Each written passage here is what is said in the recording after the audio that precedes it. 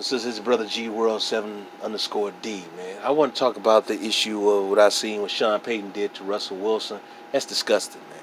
Sean Payton is showing his true racism. The Denver Broncos gave up 70 points under his watch.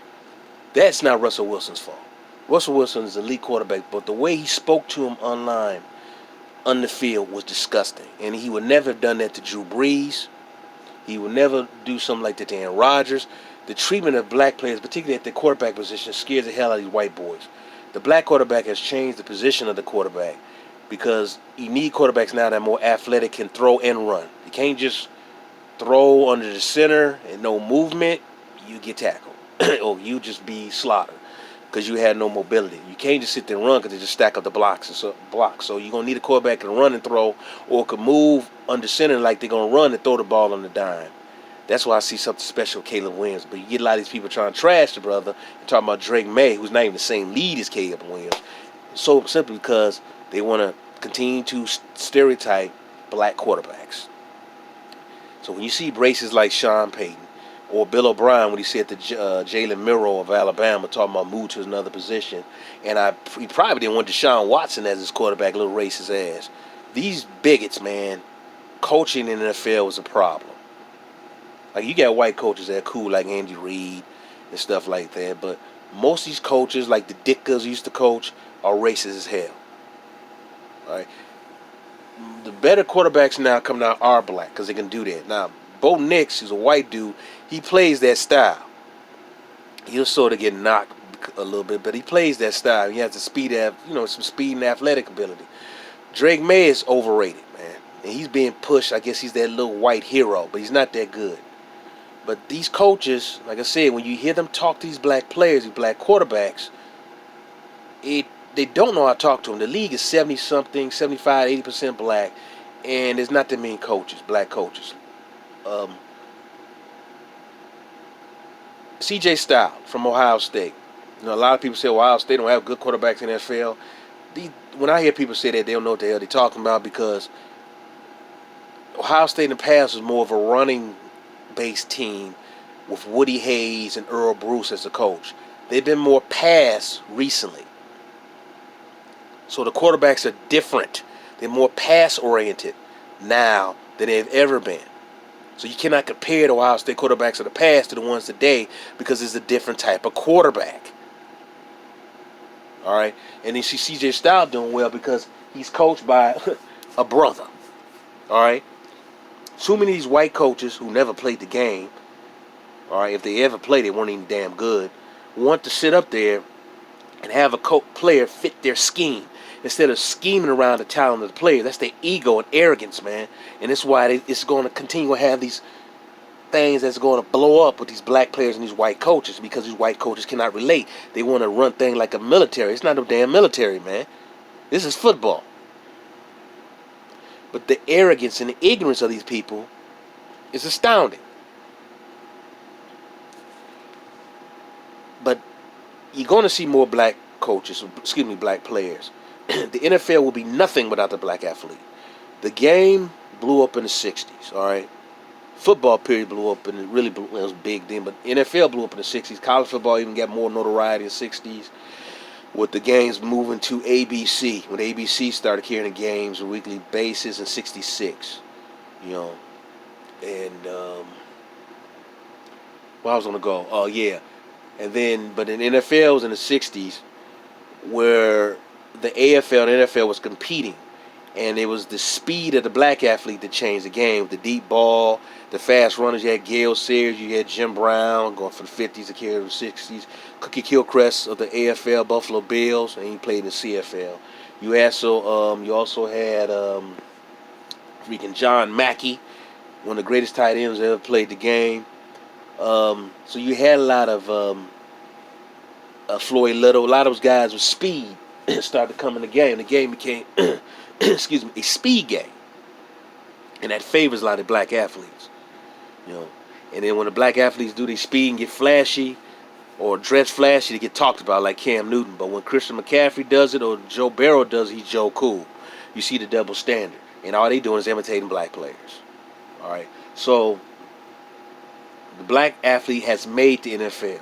But the NFL has this sick mindset of these black quarterbacks cannot think at the quarterback position. The best quarterback in the NFL is Patrick Mahomes, then Lamar Jackson. One fully black, one part black, but he looks more black. All right, and these devils can't stand that, man. They cannot stand that. They want to hold up over that overrated Justin Herbert. I do like the Buffalo quarterback. He's more of a playing style of, like you said, close to Lamar, and Patrick. So, but the black quarterbacks are more scrutinized more, and you hear these white commentators do this, man. So when I see Bill O'Brien and that the other devil,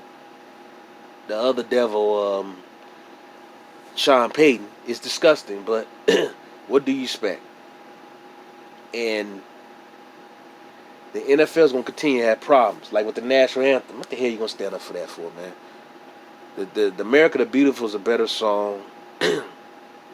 As hell, it do lift every boy voice, but the national anthem was written by a man who owns damn near 20 slaves.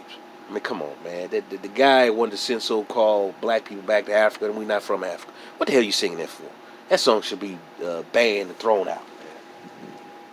But yet, we still honoring that song and that jackass. So I just want to say this, man. The black players need to get together and do their own thing. What really disgusts me, though, is you can look even with these colleges, man. Some of these coaches, like Lane Kiffin, never had a black quarterback, man. Don't even think about drafting a black quarterback or recruiting one, man.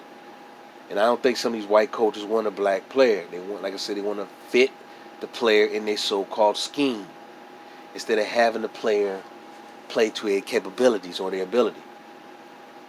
The sad part about it is that these brothers need to form their own league, man, because the black athlete made the league. Let me say this. Back in 1987 when they striked and they brought in the replacement players, I can remember my aunt was she was looking out for Gene Upshaw. He was head of the players union, and man, them white owners were trying to make their brother look bad.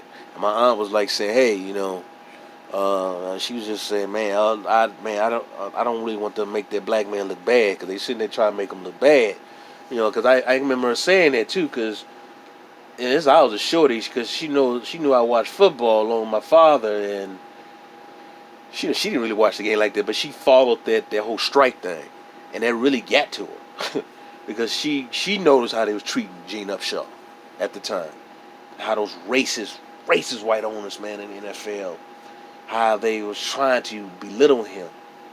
But the simple fact is these white folks can't stand a black man in a leadership position, confident, intelligent, and articulate, and can be able to present his case, present what he's talking about. Upshaw was doing that, man.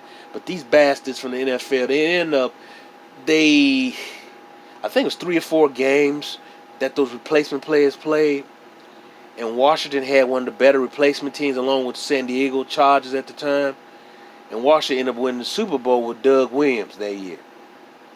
And he was the first black quarterback to win the Super Bowl back in January of '88 when they beat the Denver Broncos. But the sad part about it is, man, is the racism that was felt then is still here today. It hasn't changed, man. But the sick part is that some of our people is going to try to run away from it. It's always there. And these black quarterbacks they're going to continue to be questioned with these stupid Wonderling tests. Always the intelligence of the black quarterback is always going to be attacked by these white announcers and these white scouting people. And so you got some coon Negroes doing it too. But I hope some of these players, when it comes to Denver, don't play for Sean Payton and don't even want to be around Bill O'Brien, who has poor people skills, man. He was yelling at the quarterback that he had at Alabama, just yelling at him, man. That dude should have just knocked at them play sheet and probably knocked his ass out, man. I can't stand Bill O'Brien. He's terrible. But These are the clowns of unfortunate culture. You need more black coaches because the league is mostly black. The league is heavily black. You need more coaches that can relate to them. Gone are the days of the Dennis Greens of the world and the Tony Dungys who can relate to those players. Remember, Tony Dungy would have won the Super Bowl at Tampa, but those jackasses brought in that old goofball Gruden, who won with Tony Dungy's players. All right, but you see the racism with these black quarterbacks, man. They expect to win the Super Bowl in their second year. White guy, oh, we're gonna groom him to be really good. So I know racism when I see one. I can tell by their facial expressions. I can pick up a certain tone, a certain verbiage they kick. Sean Payton's a racist, as well as Bill O'Brien. There's white coaches who are cool, like Andy Reid and stuff, but Sean Payton's a racist, man. Sean Payton's a racist.